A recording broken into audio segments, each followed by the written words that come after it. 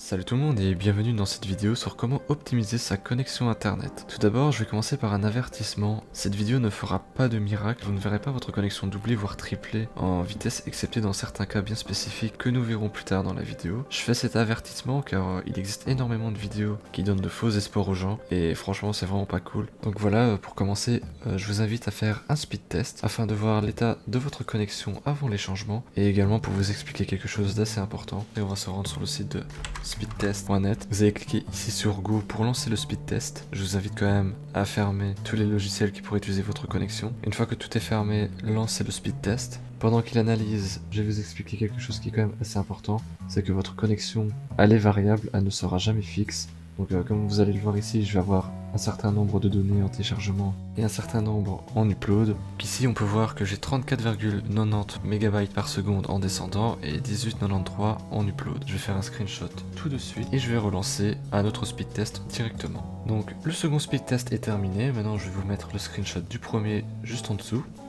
Hop, voilà. Donc, comme vous pouvez le voir, les chiffres sont différents. Pourquoi est-ce qu'il y a cette variation? Eh bien, ça dépend de plusieurs facteurs. Si vous vous connectez par exemple à des heures de pointe comme 18h ou midi, votre connexion sera plus faible que lorsque vous irez sur internet vers 3h du matin. Le réseau c'est comme une autoroute. Si vous prenez l'autoroute pendant les heures de pointe, il y aura forcément des bouchons. Tandis que si vous prenez l'autoroute à 3h du matin, vous verrez qu'il n'y a aucune voiture sur le chemin, donc vous pouvez carrément laisser votre pied sur l'accélérateur et aller à toute vitesse sans aucun problème. Bon après, faites pas ça sur l'autoroute, mais vous avez compris le principe. Il se peut également qu'il y ait des travaux sur votre ligne, que votre opérateur rencontre des problèmes, que votre box soit pas suffisamment puissante ou que votre câblage soit problématique. Mais nous verrons en détail les deux derniers un peu plus tard. Avant de vous donner les astuces pour améliorer votre connexion, je tiens d'abord à corriger certains problèmes que l'on voit un peu partout sur les forums et un peu trop de fois sur les vidéos YouTube qui malheureusement font des millions de vues et donc induisent des millions de personnes en erreur. Les pires idées que j'ai pu voir, ce sont les personnes qui demandent de désactiver le pare-feu de Windows ainsi que celui du routeur. Franchement, c'est une très mauvaise idée. Vous laissez la porte grande ouverte aux pirates. Donc si vous avez désactivé ces pare-feux, je vous invite à les réactiver au plus vite. Nous avons également les personnes qui recommandent de supprimer les mots de passe de votre Wi-Fi. Franchement, ça aussi c'est une très mauvaise idée. Ça laisse la porte ouverte à tout le monde. N'importe qui peut prendre votre réseau. Et comme ces personnes utiliseront votre réseau, eh bien vous aurez moins de connexion pour vous. Donc je vous invite à remettre un mot de passe. Et maintenant nous avons une autre mauvaise idée encore assez farfelue. Modifier les clés de registre du protocole TCP/IP est super dangereux. Je ne le répéterai jamais assez, mais ne touchez jamais au registre sauf si vous avez une très bonne raison de le faire et en connaissant les risques. Si vous faites une mauvaise manipulation sans avoir fait de backup, le pire qui peut vous arriver, c'est de reformater votre PC. Mais dans les cas extrêmes, vous pouvez abîmer voire détruire certaines pièces de votre ordinateur. Je dis ça pour vous, mais vous êtes libre de faire ce que vous voulez, mais vous aurez été prévenu. Il existe également un logiciel appelé TCP Optimizer, on le voit pas mal dans les vidéos, mais il ne fonctionne pas chez tout le monde, y compris chez moi. Malgré la petite vingtaine de tests que j'ai pu faire, il a dans la plupart des cas rien changé à ma connexion, et dans certains cas, il me l'a même diminué, donc je vous conseille de soit de ne pas l'utiliser, soit d'essayer de faire des choses, mais sauvegarder au préalable les données par défaut, au cas où s'il diminuerait votre connexion, comme ça vous pouvez les rétablir. Et dernière petite chose avant de passer à l'action, je vous conseille tout d'abord de checker ma vidéo sur comment optimiser son ordinateur qui se trouve en haut à droite dans les fiches. Cette vidéo vous permettra d'éliminer tous les logiciels, services et bloatware qui utilisent votre connexion en arrière-plan, que vous le vouliez ou non. Ça devrait déjà pas mal soulager la connexion, mais également votre ordinateur par la même occasion. Donc nous allons commencer par d'abord le premier fameux mythe des 20% de bande passante que Windows vous vole entre guillemets. Donc on va d'abord se rendre sur les lieux du crime en allant dans le menu démarrer et écrire gpedit. Vous cliquez ici pour modifier la stratégie de groupe. Je vais mettre ceci en plein écran, on va écarter ça pour mieux lire. Vous irez dans modèle d'administration, ensuite dans réseau et vous cliquerez ici sur planificateur de paquets QoS. Et vous cliquerez ici sur limiter la bande passante réservable. Et vous ferez un clic droit et puis modifier. Et voilà, nous y sommes. Donc n'hésitez pas à lire les descriptions ici sur le côté ou ici. C'est toujours intéressant de savoir de quoi on parle et ce qu'on modifie. Mais pour faire simple, il existe un service Windows nommé QoS, donc qualité de service en français. Windows lui réserve jusqu'à 20% de bande passante. C'est à ce niveau-là que les fameux faux miracles sont nés. Premièrement, il y a une grosse confusion dans la communauté entre 20% réservé et 20% utilisé. Si le service de qualité n'a besoin que d'1%, il vous laissera évidemment les 99% restants. Il ne vous vole donc pas les les 20% de bande passante, et deuxièmement, il n'utilisera que très rarement ces 20%, puisque ce service n'est pas très gourmand, excepté dans certaines utilisations très spécifiques. Et pour terminer, mettre ce service à 0% aura l'effet inverse de celui escompté. Vos appels, vos vidéoconférences, vos parties en multijoueur seront de moins bonne qualité, puisque le service permettant de garder une qualité correcte du réseau aura été désactivé ou n'aura pas les ressources suffisantes pour bien fonctionner. Je vous conseille donc de ne pas y toucher, ou alors de couper la poire en deux et lui autoriser que 7 à 10% de bande passante, ce qui est largement suffisant pour l'utilisation lambda. Donc pour ce faire, vous cliquerez ici sur activer, et ici dans limite de bande passante, vous mettrez 7 ou 10%, vous ferez appliquer, puis OK, et vous pourrez redémarrer votre ordinateur pour voir les effets. Mais vous ne verrez pas énormément de différence, mais ça permettra quand même de réparer les éventuelles gaffes que vous auriez pu faire en suivant d'autres tutoriels. Passons maintenant au mythe des serveurs DNS, on le voit aussi très souvent celui-là. Changer le serveur DNS ne sert pratiquement à rien, au moins c'est direct, mais je vais quand même vous montrer l'endroit où il faut aller pour le modifier. Donc vous irez dans le menu démarrer en bas à gauche, vous écrivez panneau de configuration, vous cliquerez ici sur le premier, vous cliquerez ici sur centre réseau et partage, vous cliquerez ici sur Ethernet ou Wi-Fi si vous êtes sans Wi-Fi, vous cliquerez sur propriété, ici à protocole internet version 4, vous cliquez et vous faites propriété, et c'est ici que l'on change les serveurs DNS. Je vous conseille de cocher obtenir une adresse IP automatiquement, ici et ici en dessous aussi. Windows le gère très bien tout seul. Vous allez me dire que c'est bien beau de nous dire que ça sert à rien, mais c'est quoi un serveur DNS? Pourquoi des personnes le changent et pourquoi le mettre par défaut?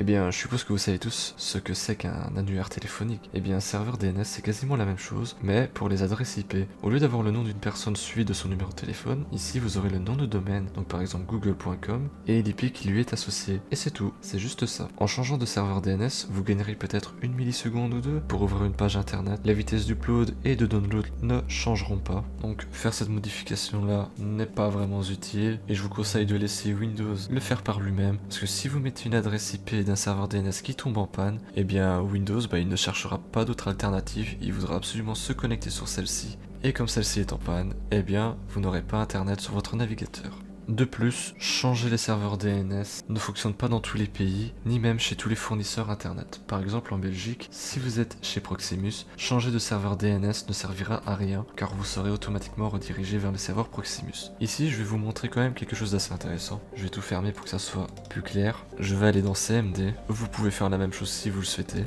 et je vais taper traceur, espace, google.be, c'est un exemple. Ici, nous allons voir tous les sauts que fait notre connexion. Donc, il va se connecter à plusieurs routeurs jusqu'à arriver au serveur Google. Donc, on peut voir que le premier, il se connecte d'abord à ma box. Ensuite, il sort vers l'extérieur. Et ici, on peut voir qu'il arrive directement sur les DNS de Proximus. Donc, Belgacom, c'est Proximus pour ceux qui ne le savent pas. Ensuite, on voit qu'il nous a envoyé vers d'autres routeurs, encore une fois. Et ici, il est arrivé chez Google. Donc, pour être sûr qu'il est chez Google, vous pouvez copier l'IP, CTRL-C, ouvrir votre navigateur, coller l'IP, et boum, vous êtes sur google.com. Les serveurs DNS servent en fait à traduire google.com en son IP, qui est celle-ci. Je vais vous donner un autre exemple. Le nom de domaine play.spycraft.be redirige vers mon serveur Minecraft, qui est sur l'un de mes PC chez moi. Hop, on peut voir qu'il passe par ma box, il arrive sur le serveur DNS de Belgacom, donc de Proximus, et il m'envoie une IP qui en fait est la mienne. Comme vous pouvez le voir, l'IP qui est affichée est bien la mienne. 3 millisecondes de traitement, franchement, c'est pas la mort, donc changer de DNS pour essayer d'arriver à 2 ou 1 milliseconde, je pense qu'il y a très peu de chances d'en trouver. Donc laissez ça par défaut, c'est très bien ainsi. Et voilà, on est arrivé au bout des solutions disponibles directement dans Windows, mais ne quittez pas la vidéo, j'ai encore quelques astuces intéressantes à vous donner. La plus simple, mais aussi la plus chère des astuces, est de changer de fournisseur internet ou de prendre un abonnement qui offre plus de débit. Je pense ne pas avoir à expliquer ce point, mais n'hésitez pas à téléphoner à chaque fournisseur internet pour leur demander le débit réel qu'ils peuvent vous délivrer. Précisez bien débit réel et non pas le débit théorique que quasiment personne n'atteint dans la réalité. Une autre option est aussi de remplacer sa box internet, donc son routeur. Ça permettrait de faire gagner en débit et également en temps de réponse. Généralement, les fournisseurs internet acceptent de changer gratuitement votre routeur s'il est assez vieux ou qu'un nouveau modèle est sorti. Vous pouvez cependant opter pour des routeurs haut de gamme ou moyenne gamme qui seront pour la plupart meilleurs que ceux que vous donnent vos fournisseurs internet. Mais attention, certains routeurs ne sont pas compatibles avec tous les fournisseurs. Je vais encore prendre l'exemple de Proximus. puisque c'est mon fournisseur d'internet, Proximus bloque les routeurs qui ne sont pas certifiés par leurs techniciens. Il est donc impossible à l'heure actuelle où je tourne cette vidéo de remplacer sa B-Box Proximus par un routeur Netgear. Mais vous pouvez cependant utiliser le routeur allemand Fritzbox qui a été certifié. Changer de routeur sera vraiment utile si vous utilisez beaucoup d'appareils connectés. Les routeurs bas de gamme que vous donnent généralement les fournisseurs sont composés de petits processeurs peu performants avec une quantité de mémoire vive dérisoire et peuvent éventuellement encore être équipés de vieux ports Ethernet ne permettant pas les transferts supérieurs à 100 MB par seconde. Pour les utilisateurs de la fibre optique et éventuellement pour les personnes utilisant la VDSL2, remplacer votre routeur par un routeur possédant des ports Gigabyte peut grandement augmenter votre débit et vous permettre de passer au-dessus des 100 MB, si votre ligne vous le permet bien sûr. Mettre un routeur plus récent avec une plus grande puissance de calcul peut également permettre un multiplexage de données plus efficace et plus rapide. Qu'est-ce que le multiplexage, vous allez me dire? Eh bien en quelques mots simples, lorsque vous envoyez des données sur internet avec votre PC et votre téléphone en même temps, vous avez l'impression d'envoyer des données avec vos deux appareils en même temps, mais ce n'est pas le cas. Vos données ont été récupérées par votre box, mais elle ne peut envoyer qu'un nombre limité de données à la fois sur internet. Elle doit donc décider qui doit passer en premier. Et c'est là qu'intervient également notre ami QoS, donc qualité de service en français. C'est lui qui décide qui va passer en premier entre votre photo Instagram que vous avez envoyée avec votre téléphone ou votre appel Discord sur PC. Il va évidemment laisser passer votre appel Discord en premier pour conserver une qualité de service optimale pour votre appel. Il n'est pas si grave d'envoyer votre photo Instagram avec un peu de retard. Du moins si on peut appeler ça un retard, car tout se fait en quelques millisecondes, ce qui semble vraiment instantané pour nous. Le problème est surtout là lorsque plusieurs personnes sont connectées en même temps et font des opérations assez lourdes comme des gros téléchargements, du streaming, des appels Discord en écran partagé. Le nombre démentiel de données que votre routeur devra gérer risque de bien faire chauffer son processeur et sa mémoire pour le multiplexage, et il se peut même qu'il soit en surcharge et fasse n'importe quoi. Votre connexion risque de devenir très faible, voire même de couper pour certains périphériques. La meilleure solution est d'opter pour un routeur plus puissant qui sera capable de gérer une charge de travail beaucoup plus conséquente. Un routeur performant évitera donc le plus possible les coupures de connexion dues à une surcharge de données et permettra un multiplexage plus rapide et de plus grande qualité, ce qui permettra de réduire le temps de traitement et donc par la même occasion le temps de réponse, c'est-à-dire le ping que vous avez dans vos jeux par exemple. Les routeurs récents ont également un Wi-Fi plus performant qui vous permettra d'avoir un Wi-Fi de plus haute qualité. Si vous ne voulez pas changer de routeur, il existe quelques petits trucs qui peuvent quand même améliorer votre connexion. Ça sera certes moins efficace, mais ça peut quand même être intéressant. Certains routeurs gèrent mal les mises à jour de leur système. Il est donc intéressant d'éteindre et de débrancher votre routeur 20 secondes et éventuellement attendre qu'il refroidisse et d'ensuite le rallumer, ce qui peut être très lent pour certains vieux routeurs. Ceci permettra d'obtenir la dernière version de son système d'exploitation. Mettre votre routeur dans un endroit bien aéré pour éviter qu'il surchauffe est important pour garder des performances optimales. N'hésitez pas non plus à le dépoussiérer de temps en temps. Le tuto va maintenant être coupé en deux parties, une sur les câbles et une partie sur le Wi-Fi. Je vous conseille quand même de regarder les deux parties car vous pourriez apprendre pas mal de choses utiles. J'en profite également pour vous rappeler qu'un petit like sur la vidéo et un petit commentaire me ferait énormément plaisir. Et n'oubliez pas non plus que le bouton s'abonner et la cloche sont gratuits. Et si vous êtes de bonne humeur, n'hésitez pas à partager les vidéos pour aider un maximum de personnes, ce qui serait vraiment cool de votre part. Donc on va commencer par le câblage, car c'est le moyen le plus rapide et le plus fiable pour se connecter en ligne. Je vais vous expliquer un petit peu de théorie pour vous aider à mieux comprendre la suite. Plusieurs problèmes peuvent survenir sur vos câbles Ethernet. Le premier est l'atténuation du signal. Si votre câble Ethernet dépasse les 95 mètres, le signal va commencer à perdre en énergie et donc la vitesse de connexion sera aussi à la baisse. Ce problème est surtout présent en entreprise, donc ne vous inquiétez pas, je pense que personne n'aura ce problème à la maison. Cependant, ceci explique en partie pourquoi votre fournisseur indique sur son site jusqu'à 100 mégas par seconde. Les personnes proches de la borne auront la chance d'avoir les 100 mégas par seconde donnés sur le site, tandis que les personnes qui seront de plus en plus loin de la borne auront de moins en moins de connexion. Ce problème est également présent avec la fibre optique, mais l'atténuation est moins forte qu'avec les câbles en cuivre. Donc pour éviter ce problème, on peut placer des répéteurs tous les 95 mètres. Le second problème est la réflexion. Ce problème arrive également avec la fibre. La réflexion se produit lorsqu'un câble est endommagé, par exemple un écrasement ou une coupure. Lorsque le signal passant dans ce câble rencontrera une discontinuité, il va en partie se réfléchir et faire le chemin inverse et rentrer en collision avec les signaux arrivants. Vous avez sûrement compris que ce n'est pas bon signe d'avoir un trou ou un écrasement sur son câble. La meilleure des solutions, c'est de remplacer le câble défectueux. Le troisième problème est le bruit. Et il y a deux grands types de bruit. Le premier est la paradiaphonie, qui est l'interférence électrique avec les autres fils électriques. Un fil de cuivre traversé par un courant électrique produira ce qu'on appelle un champ électromagnétique autour de lui. Et votre câble Ethernet risque d'être perturbé et du bruit apparaîtra sur le signal. La fibre n'est pas concernée par ce problème, la lumière n'est pas sensible au champ électrique. La solution pour les câbles en cuivre est d'avoir un meilleur câblage et d'éviter de les mélanger avec d'autres câbles électriques. Le bruit thermique est le second problème, et comme son nom l'indique, c'est un problème de température. Plus vos câbles ou appareils réseau seront chauds, et plus les molécules seront agitées. Plus elles seront agitées, et plus le bruit sera présent sur le signal. Évitez donc de faire passer vos câbles près d'objets qui peuvent chauffer, et dépoussiérez régulièrement votre matériel réseau. Donc votre routeur, vos switches, vos cartes réseau, et même votre ordinateur. Il existe différentes catégories de câbles, comme vous pouvez le voir sur le tableau que je vais sûrement vous afficher à l'écran. Les débits sont différents par catégorie, donc le 4.5 qui fait 100 MB par seconde sur 100 mètres, le 4.5e peut aller jusqu'à 2,5 GB sur 100 mètres, ainsi de suite jusqu'au 4.7 qui lui peut faire jusqu'à 40 GB par seconde. On va maintenant passer aux blindages les plus courants, car oui, les câbles Ethernet ont des blindages pour éviter les problèmes que j'ai cités auparavant. Le premier blindage le plus connu, c'est la paire torsadée. Comme vous pouvez le voir, les paires de câbles sont torsadées entre eux. Le second blindage est la paire torsadée enveloppée d'une sorte de papier aluminium, donc c'est le même que le premier, sauf qu'il y a un papier aluminium qui vient recouvrir le tout.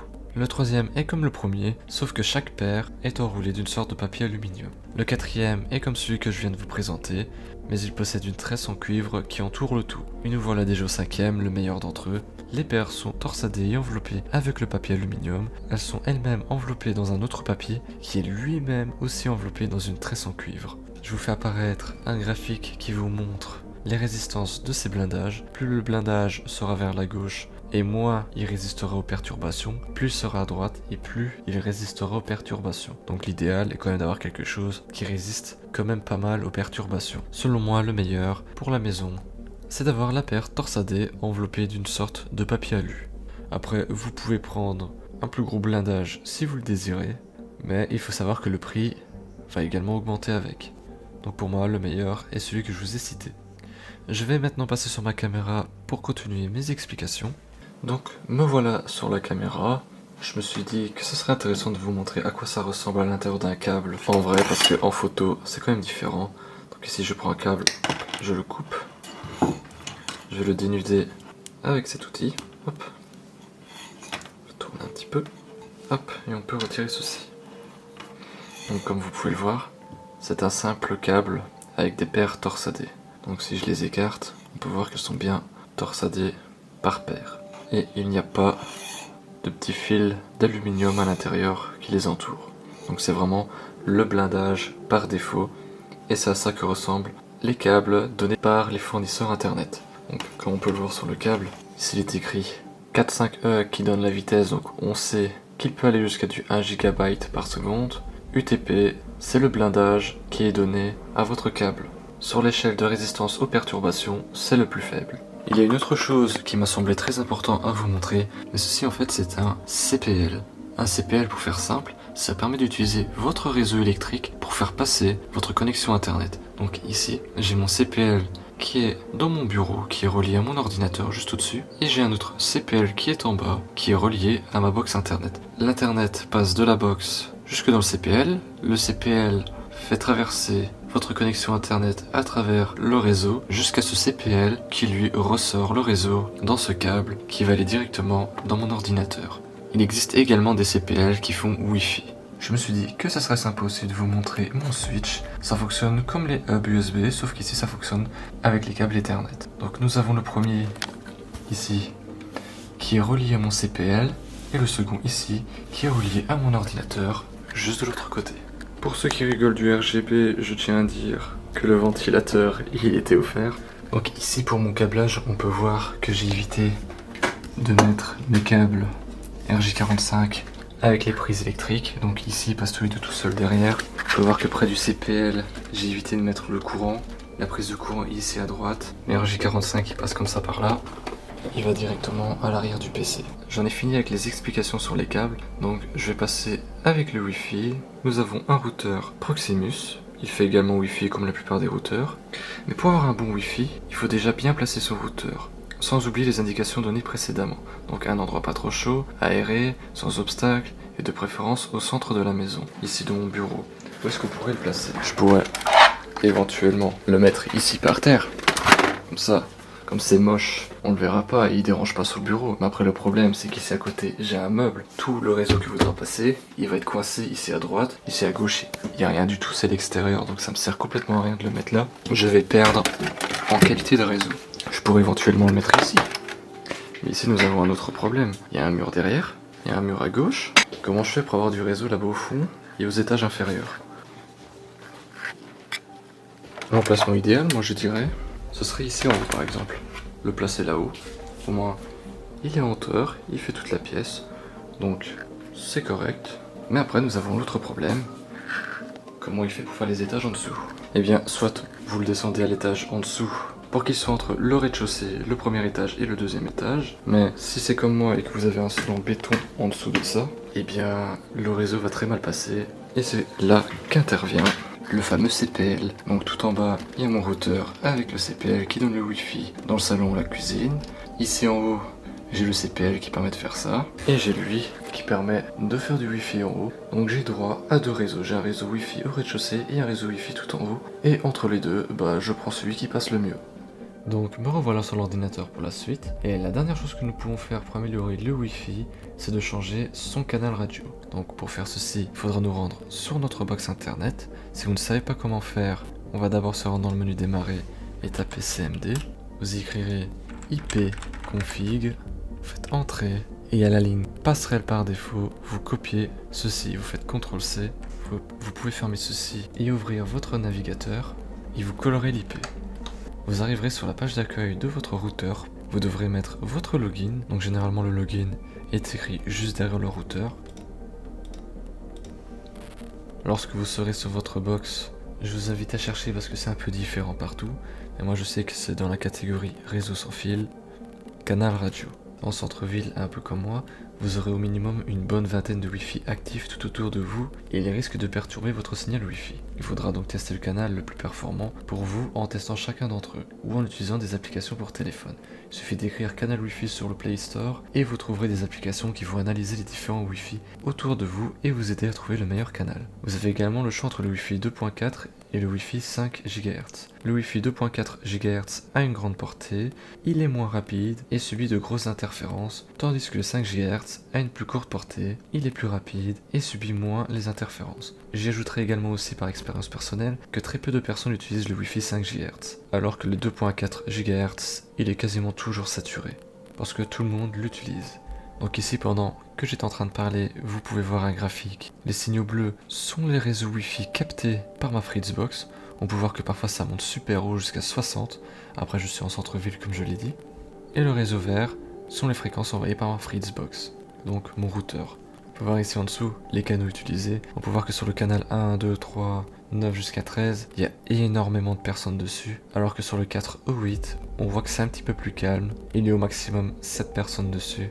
C'est déjà beaucoup, mais il y aura moins d'interférences en prenant un réseau entre le 4 et le 8 qu'en prenant les autres. Donc ici en dessous on peut voir qu'il y a un total de 32 réseaux ici, proche de chez moi, en 2,4 GHz. Ici on va passer sur la bande des 5 GHz. Pouf, il n'y a personne, je suis le seul dessus. Donc ici on peut voir qu'il y a une personne sur le 52, 56, 60, 64, 108 et 112, et moi sur ma Fritzbox, tout seul sur le canal 36, 40, 44 et 48. Donc je suis tout seul, j'ai pas d'interférence, franchement c'est le truc idéal. Et comme je vous l'ai dit tout à l'heure, tout le monde utilise le 2,4, donc c'est surchargé, alors que le 5 GHz, il y a personne. Pourtant, il arrive à capter plus de 30 Wi-Fi aux alentours, et en 5 GHz, il y a personne. Et pour changer les canaux, vous aurez un paramètre quelque part dans votre box qui sera ajuster la configuration du canal. Vous pouvez la laisser en automatique sur les box récentes, ils arrivent à bien gérer la chose. Si jamais quelqu'un venait à se mettre sur le réseau 36, il me le changerait directement, il irait peut-être me le mettre au 120, 124, du moment qu'il y a personne sur la zone ou qu'il y ait le moins de personnes comme pour le 2.4. Vous avez le choix, vous mettez ce que vous voulez, donc vous choisissez le canal le plus optimal. Donc si vous êtes dans mon cas, comme pour le 2.4, vous prenez là où il y a le moins de personnes. Et pour la bande des 5 GHz, vous prenez n'importe lequel du moment qu'il n'y a personne. D'ailleurs, en 5 GHz, il y a beaucoup plus de bandes qu'en 2.4. Vous aurez plus de chances de trouver un endroit libre en 5 GHz qu'en 2.4. Je pense être arrivé à la fin de cette vidéo, j'espère que le sujet vous a intéressé et peut-être même aidé. Comme je vous l'ai dit tout à l'heure, n'hésitez pas à mettre un petit pouce bleu, un petit commentaire et éventuellement vous abonner et partager la vidéo. J'ai voulu tester quelque chose d'un peu plus différent dans cette vidéo en écrivant mon texte à l'avance. N'hésitez pas à me dire ce que vous en avez pensé, si ça fait trop personne qui lit un texte ou pas assez naturel. N'hésitez pas à tout me dire en commentaire.